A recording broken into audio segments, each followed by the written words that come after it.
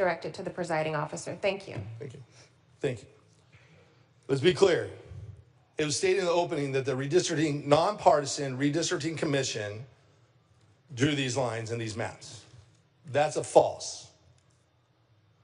They might have took it as a blueprint, but the nonpartisan redistricting commission did not draw these maps as it was stated in the opening. Again, people are trying to be misled of what this actually is. And members, this week's actions demonstrate why we need a nonpartisan Citizens Redistricting Commission and why it was passed in the first place. For my colleagues on the other side, who I deeply respect, sometimes I believe you think the ends justify the means. Let's go through what happened this week with no transparency, no input from the community across the state to draw these maps. And these maps were drawn behind closed doors with the governor and what I understand, legislative leadership, and no one admits that they had any participation in these maps. They just came out of thin air. But again, let's look what happened this week in terms of transparency. You violated your own rule, the 30-day rule, to push this through. No one will admit that they drew these maps. And to the media, I'm saying you need to move forward as this moves forward to the famous line, what did they know and when did they know it? Which lawmakers saw these maps and had influence on these maps? Who paid for these maps? And the lack of transparency keeps going on and on and on. Let's see what we have here today, currently, before you go to the voters in November. What we have here today is the gold standard for redistricting nationally. It should be the national model and not thrown out. It's something that we should brag about here in the state of California, the fact that the people pick the lines, not the politicians. We have full transparency. In fact, we have hundreds of hearings throughout the state of California, in every corner of the state of California, so citizens can participate in the drawing of these maps that keep communities together of whole cities and counties. And the lines are drawn in public in front of everybody, in front of the world. Members, fair districts lead to fair representation.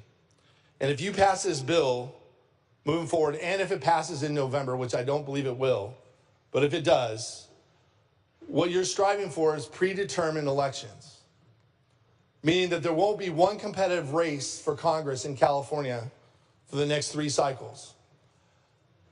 Members, that's not good for Democrats, independents, and Republicans. You're taking the voice away from Californians in terms of having fair representation and earning the trust of your voters, not having a predetermined election. Here in California, we have a system where citizens pick their representatives and not politicians picking the citizens. That's what you want to throw away. And what I heard from many of my colleagues on the other side, this is going to be temporary. From my experience, I have over a decade of experience here. Nothing is temporary when you do it. Former President Ronald Reagan said it best. We have long discovered that nothing lasts longer than a temporary government program. Even this week, the Assembly Elections Chair stated that the Democrats should do what we're doing here today in 2030, was quoted already. So when you say to the people of California, this is temporary, my experience is nothing's temporary here. I don't believe 1 second that this will be temporary, and neither should the people of California. Now, I do have a joint resolution 10. It's not up yet. I'll put it across the desk. That says we should have nonpartisan redistricting districts and make it a model nationwide. I do believe it is wrong for Texas to do this. I do believe it's wrong for Illinois to do this. I do believe it's wrong for every other state where the politicians pick their citizens. It is wrong, both on the Democrat and Republican side. We should be promoting what we do here in California, not throwing it away. And that's what you're going to do if this is successful. You're going to take what is the national model for redistricting and put power in the people, and you're going to take it back to put in the power of the politicians so you don't have to really earn the vote of your constituents because the election will be predetermined. I also support Congressman Kevin Kiley's legislation that bans mid-decade redistricting nationwide.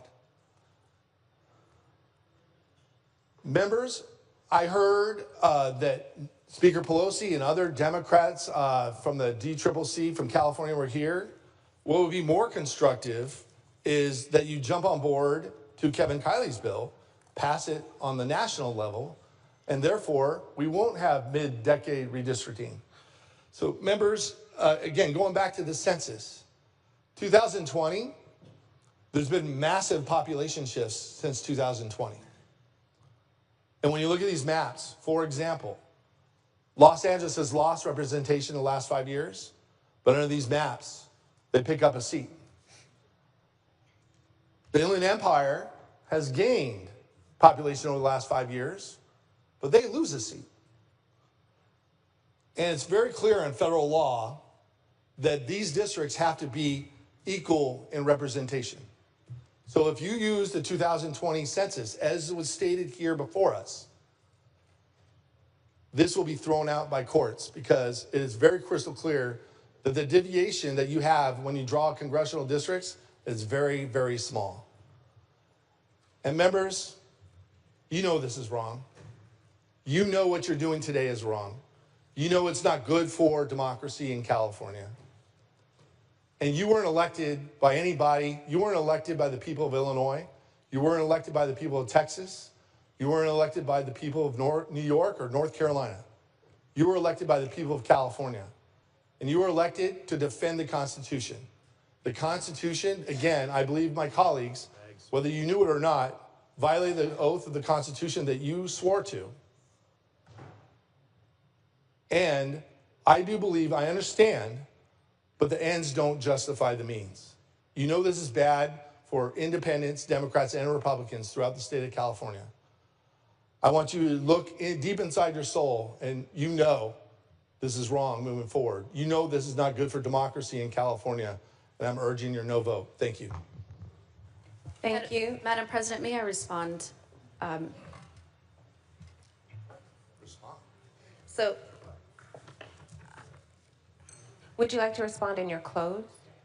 I can do that too, but I just wanted to make sure that it was known, if I may, just to refute some of the misinformation that had been put out. Can you hold on for just one moment? You're going to respond to every speaker?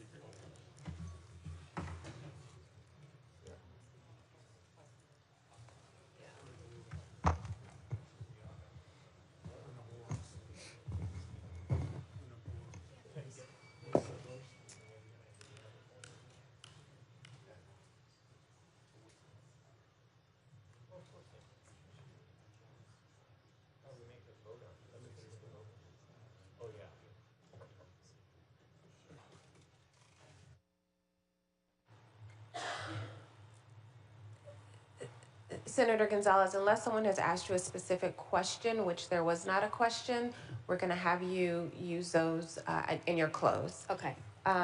Senator Nielo, you are recognized at your desk.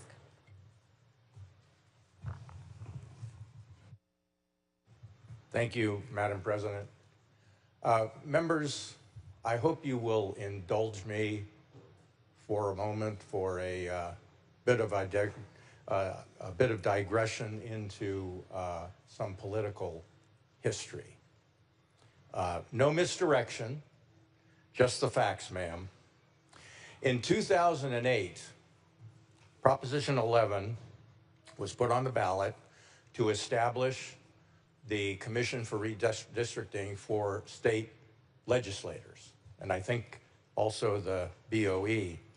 And my friend from West Sacramento was correct in I think the Assembly Elections Committee yesterday when he said that that bill barely passed. It was definitely a squeaker, maybe less than 1% over 50%. That's correct. There is a rest of the story, though, which I'll get to in a moment. Importantly, one main opponent to that proposition was the California State Democratic Party. Well, what do you know? Now, fast forward, 2010. Proposition 20 was placed on the ballot to perhaps correct an incompletion of the previous Proposition 11 to add congressional districts to the commission's responsibility. That's what we're talking about here, congressional districts, not what Proposition 11 did, only state offices, but congressional districts. Now the rest of the story. That proposition passed overwhelmingly, over 60% of the vote. Interestingly, there was very little opposition to that proposition. Now, this is important. There was a reason for that. What is the easiest way to defeat a proposition? That's where misdirection comes in. Confusion. There was also on that ballot Proposition 27, which proposed to completely abolish the Redistricting Commission. Get rid of it. Not maintain it, which we're talking about supposedly here, but get rid of it. The ostensible proponent for that in the literature was UCLA professor and former chair of the Fair Political Practices Commission, Daniel Lowenstein.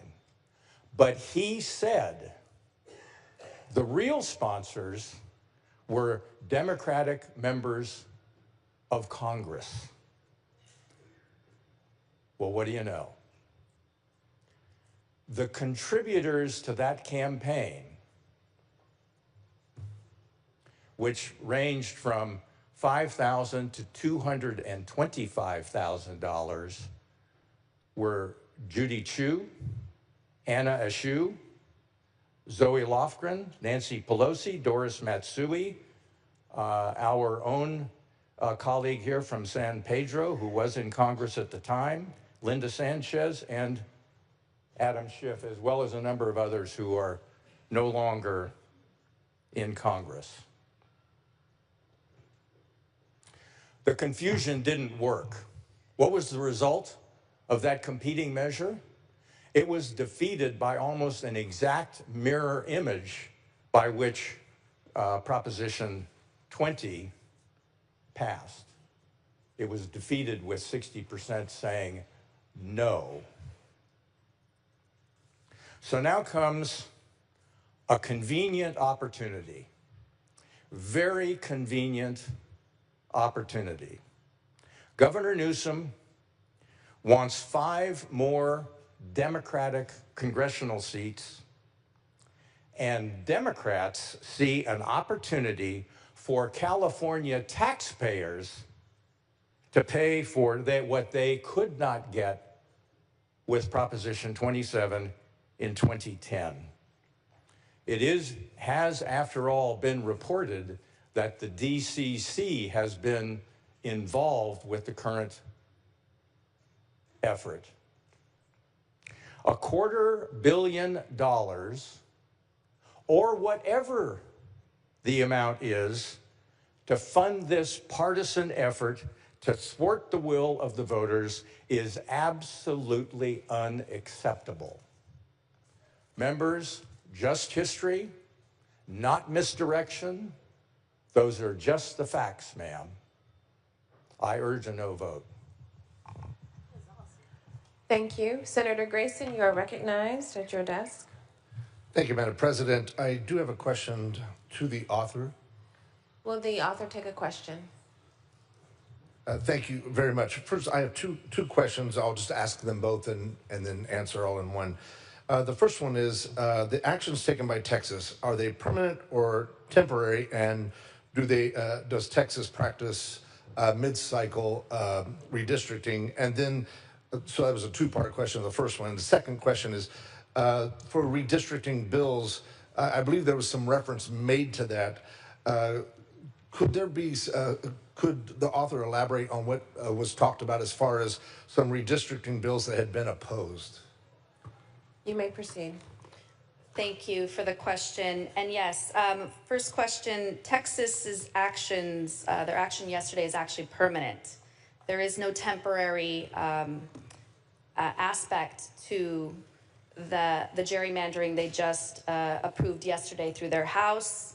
Mid-cycle redistricting is a constant, and there's no input for Texas voters to weigh in. Very opposite from what we're doing here. Ours is temporary until 2030. And of course, we're letting the voters decide whether to do this mid-cycle or not, which we are doing through a constitutional amendment. So we are absolutely doing that. On the second piece, thank you for your question on redistricting.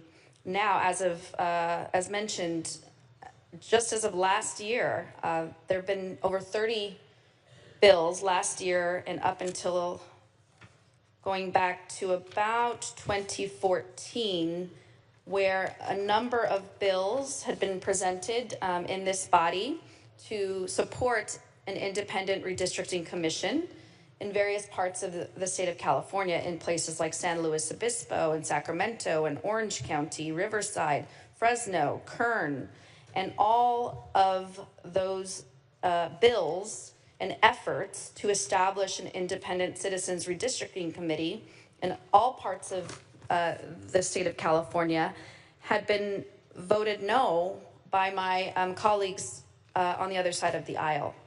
And so I'm not understanding what they're saying in terms of wanting now an opportunity to have an independent redistricting commission be the end-all, say-all, while we're sitting here getting attacked by President Trump on our democracy. Thank you for that additional information, if I may, through the chair. Would this, and this is just a hypothetical question on my part, or maybe not, would this measure impact any other districts outside of congressional districts? The answer is no. And another question is, who will ultimately have the final say on this matter? And the answer is the voters of the state of California. Senators, I rise in support of this measure. Throughout my life and throughout my career, I've been guided by some very simple and basic values. First and foremost among them, fairness and respect, with commitment to be fair and respectful of my neighbors, and also to respect the rule of law. This is an impactful day, especially for all of us here in California, which is why the mid-decade redistricting efforts being conducted by other states certainly appear to undermine these values in pursuit of power simply for the sake of power. And what is most troubling to me is that these efforts appear to be equivalent of changing the rules of a game after it has started. Imagine a football game that is tied at halftime, and one team comes out for the second half declaring that for the rest of the game, their touchdowns are worth twice as many points. Is that just? Is that justice? Is this not the situation we face here, where a number of states have decided to change the rules of redistricting at halftime? Senators, we are literally at halftime in this redistricting match that we now find ourselves in. 5 years in to a 10-year cycle, facing the same situation as the hypothetical football game that was just described. Fairness would dictate that either all the touchdowns are worth twice as many points, or none of the touchdowns are worth twice as many points. Justice would dictate that we all abide by the same rules regardless of the game, which is exactly why we're here today. Thank you. Thank you. Senator Choi, you are recognized. Thank you, Madam, and the members. I rise today in strong opposition to this proposal for special election to redraw our congressional districts in California. Many points have been raised. And Texas has been described as a bad actor. Very interesting, and then also the regulations on the sports in halftime changing the rules. I would like to apply these 2 points. If Texas was a bad actor, are you supposed to follow the bad actor? If somebody runs through a red light or kills somebody, you do the same thing? I mean, that's exactly what we are trying to do. And then as a model for Texas, it's a model we're going to follow, whatever Texas does. If you say that that action is wrong, just let's don't do that. Isn't it more common sense? Now, many things, many points in this direction we can argue about.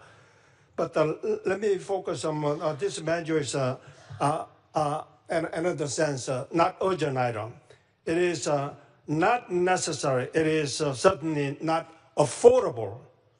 Let me focus on the financial aspect of that. In California, we have projected to face $12 billion of deficit in the coming year. You all know that. Every dollar matters. Yet this proposal would drain an estimated $250 million of general budget just to conduct a special election. This is money we do not have, and the money that could be put to far better use. Think about what $250 million can do or represents.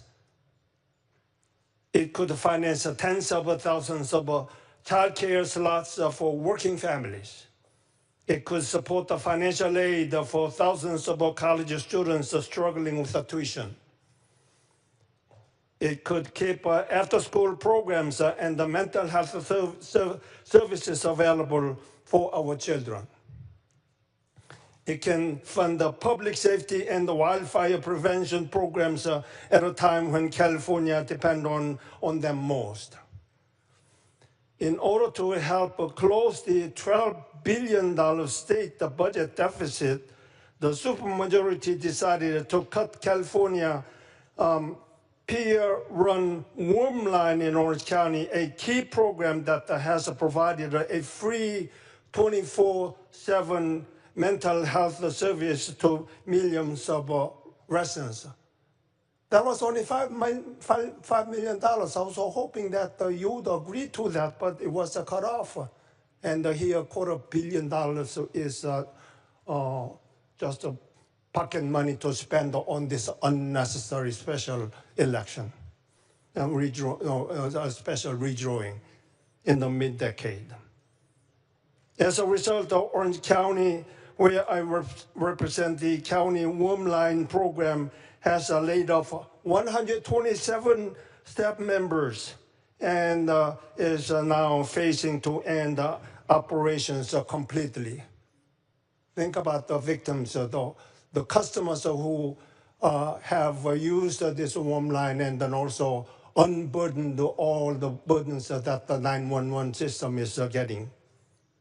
And we know that the 911 system right now is answered so late because of a shortage of people with the shortage of staffing in 911 answering service. Instead of funding critical programs like these, we are being asked to throw these dollars away on a political maneuvering. This is not about the fairness. This is not about the people. And this is certainly not about protecting democracy that you all say that we let's keep the democracy, fairness. This is a partisan power grab, and it comes at the expense of Californians we are here to serve. So I ask you, my colleagues, will we tell Californians that their child care, their education, their health care, their public safety programs don't matter as much as a rushed and unnecessary special election redrawing? Or will we stand with them and say no to this reckless use of taxpayer dollars? senators, and colleagues, let us show some fiscal responsibility and common sense. Please vote for no on this wasteful proposal. Thank you. Thank you. Senator Laird, you are recognized. Thank you, Madam President. In 2021, a particularly egregious gerrymander was done in my district in San Luis Obispo County.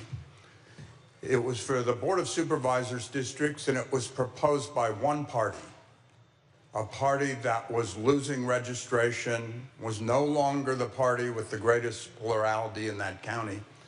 And they passed a map suggested by one political committee to egregiously gerrymander that county. Under the census, minor tweaks to the existing districts would have been in order. Instead, it was jam the Democrats into one district, make the other 4 districts in a way that they likely could go the other way, and preserve a majority that didn't exist in the electorate at large. And it was gross. There were some people that would vote every 2 years for 3 cycles for supervisor. There were some that were the opposite. There were thousands of people would have 2 supervisors at once. Thousands more would have no supervisor. It was a dislocation that was off the charts. And so what happened? I introduced last year Senate Bill 977 to say we would have independent redistricting for San Luis Obispo County. We would have the commission. That egregious line drawing would never happen again for that county. And then what happened in this body? In this body, 9 senators thought that was just fine, that egregious redistricting that would have been rectified by commission is what they voted against.